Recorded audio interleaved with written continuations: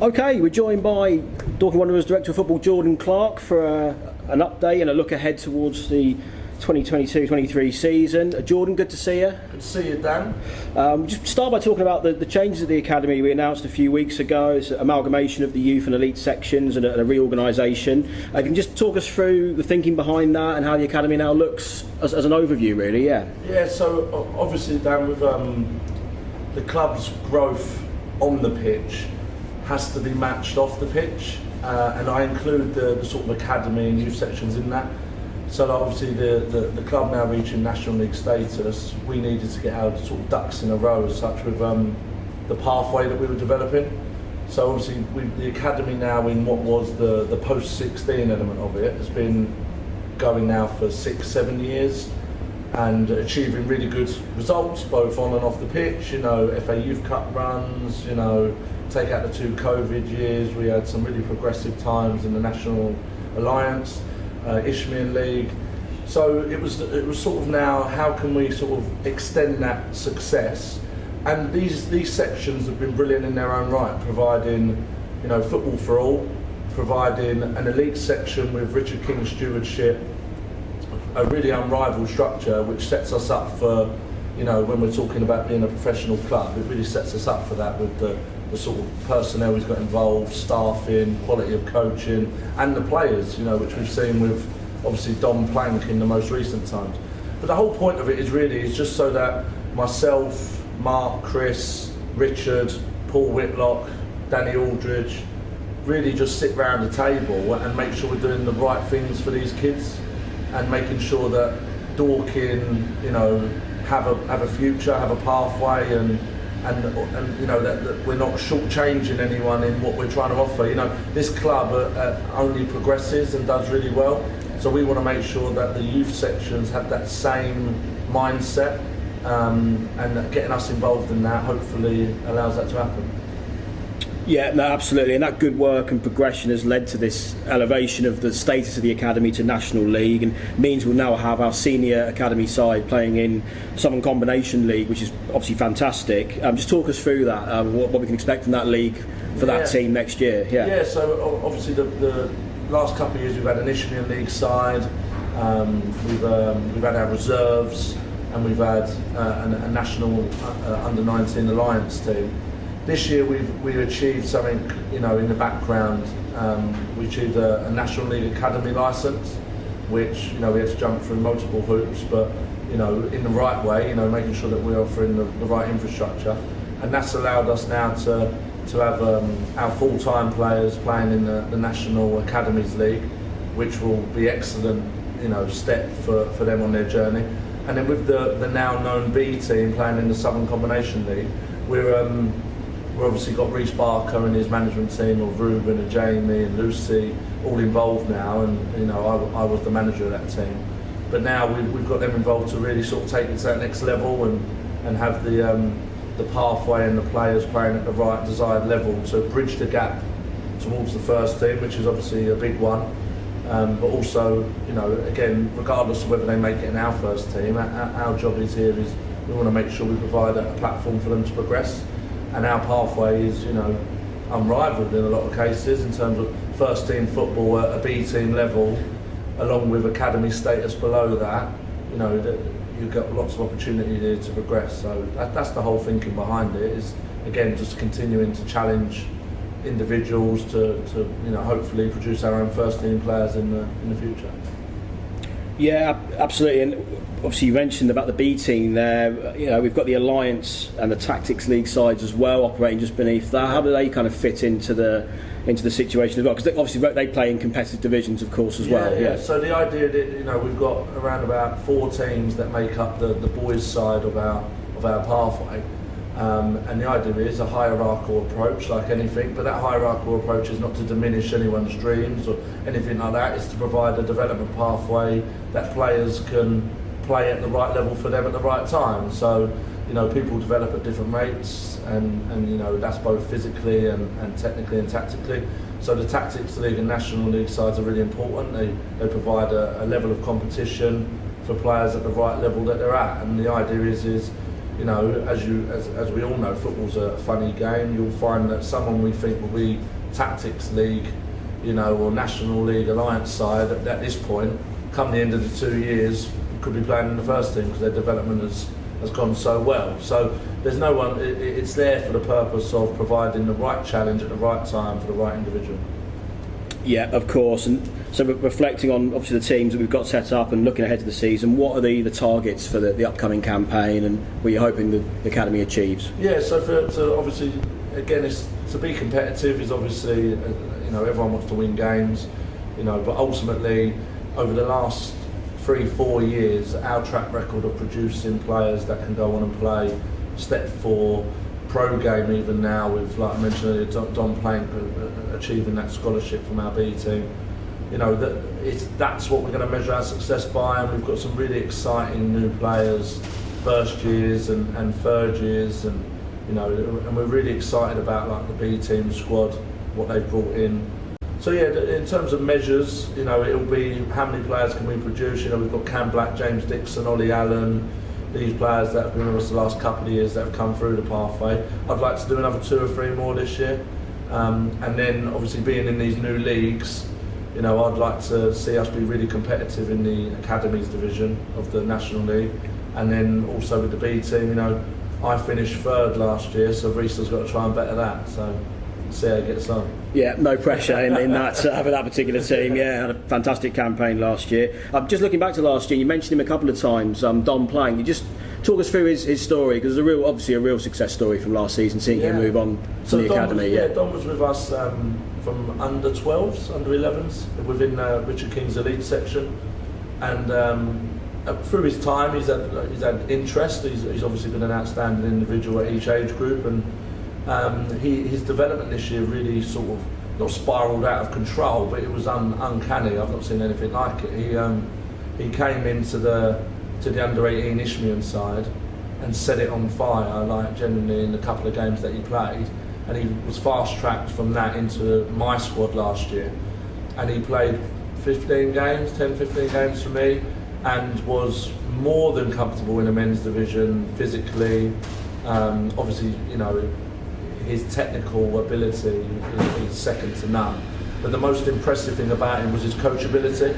He any young player who wants to achieve anything, regardless of how good you think you are physically, technically, the ability to be coached and take on instruction is definitely the missing link when you're thinking about progression. And his coachability was brilliant. You could give him a role within a game at a tender age of 15, and he would do the role well, and sometimes it was against what he would probably class his job to be, and he just did it for the team. And when it didn't go so well, it weren't like it was an ongoing problem. We would have one conversation, a couple of conversations, and then it would be corrected. So that was the most impressive thing. And then he obviously went to Wolves.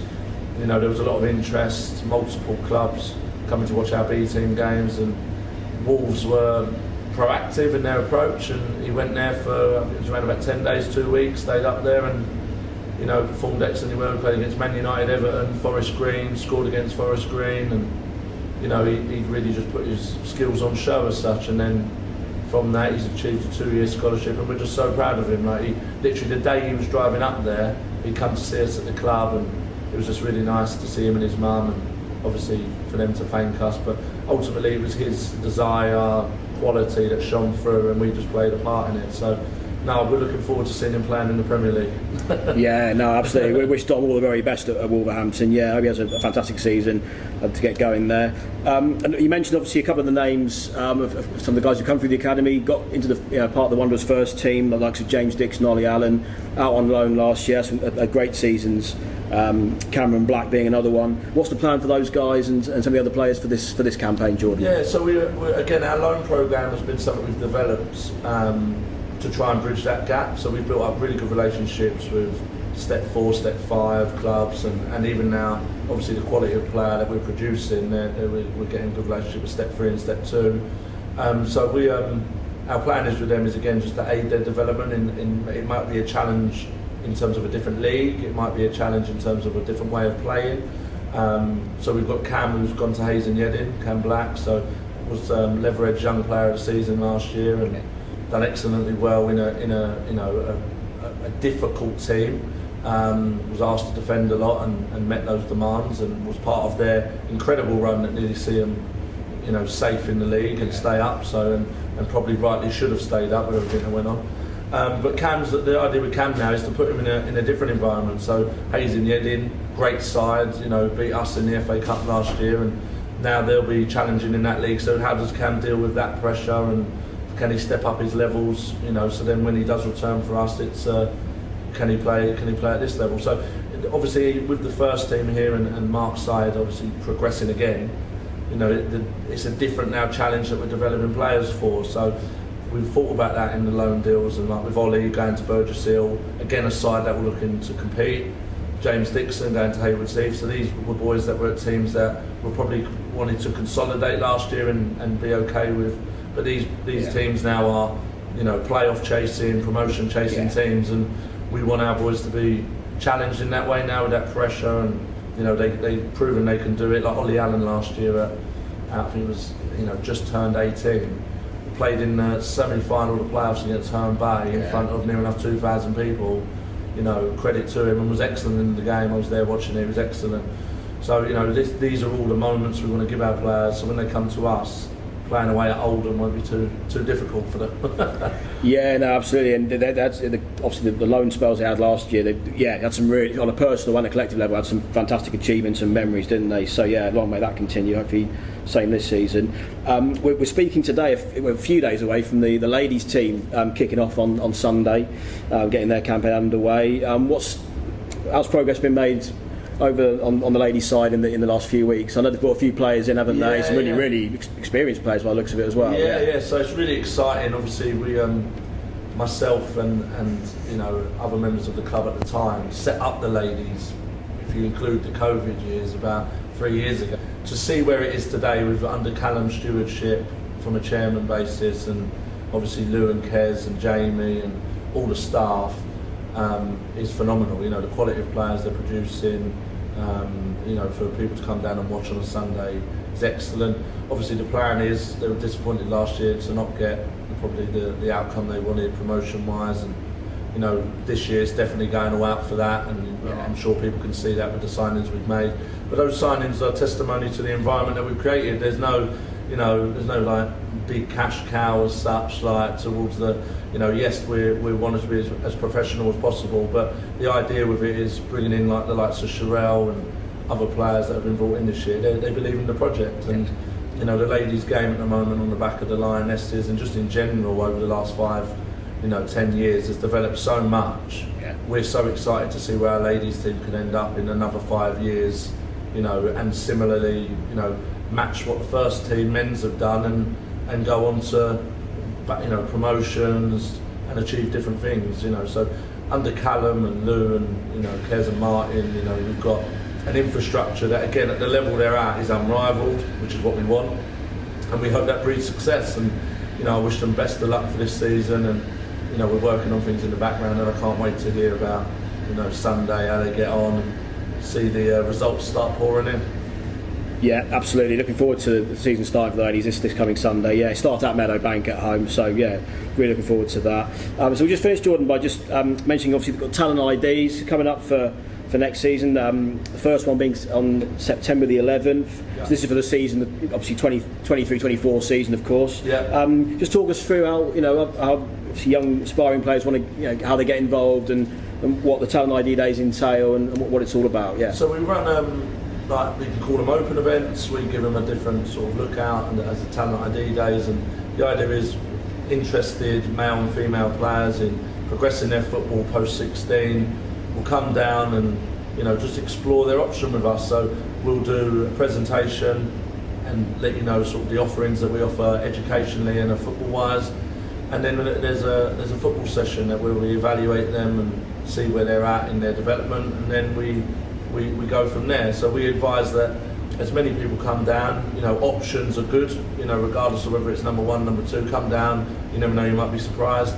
It's all at Meadowbank, 5 till 8 on a Sunday in whatever month. So like you said, Dan, the first one's September the 11th, and then one a month until March, and then our recruitment's normally closed by then, because obviously we get a lot of interest. So the idea is now with Ashcombe and Denotta and Virtual Learning UK and all the options we have on an education basis, we provide such an excellent framework for young aspiring footballers to also have the best plan B, as they'll call it, with playing football full time. So it's a really exciting environment, and we expect, obviously, with the last couple of years, COVID and stuff, it's been a bit hit and miss with thinking about recruitment. But I would say to everyone, don't hold back, get booked in, and because there are limited spaces, and ultimately we're looking for the next Matt Briggs, the next, so yeah, get yourself along. Fantastic. Obviously, dorkingwanderers.com, all the information there. Obviously, out on social media as well, so keep an eye out for that. Jordan, thanks very much for your time. Great catching up with you, and we'll speak to you again soon. Pleasure, Dan. Thank you, mate. Right, well, we're joined by Ben Dyson, who works in the academy here at Dorking Wanderers. Ben, good afternoon, good to see you. You alright, how you doing? Good. If you just start by giving us a bit of background on yourself there, Ben, and how you got involved with the club. So I started with the club. The first time was at under-18s football. So before we had Meadowbank, I was involved at West Humble, playing with the under-18s. So I played 2 years there. Once I finished under-18 football, I played a year elsewhere, and then I made my way back to the reserve team with Jordan, and played about 2, I think maybe 3 seasons with COVID in between with Jordan, and then that kind of developed into a full-time work basically for myself. So yeah, that's really it. Brilliant stuff. And in terms of what you do now then at the club as one of the coaches, just talk us through your role and what your day-to-day work looks like with the club. So my day-to-day is I am obviously an academy coach, so I look after mainly the girls' side, and then in addition to that I also work sort of on a one-to-one or small group basis with any of the other teams, so like Josh, Jordan or Sam will basically sort of identify players that might need a bit of extra work on a specific area, and then I will take them aside and work on that.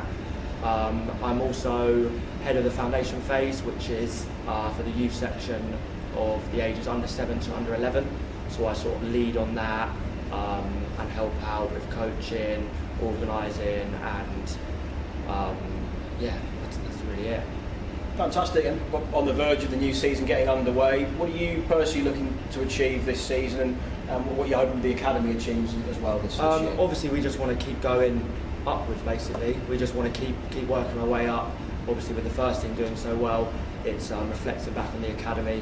We're now making forward steps and getting better and better, and it's also then following into the youth section where we're now obviously going into that transition year of now having me and Josh being a lead for each of the phases, having Jordan leading above us, and then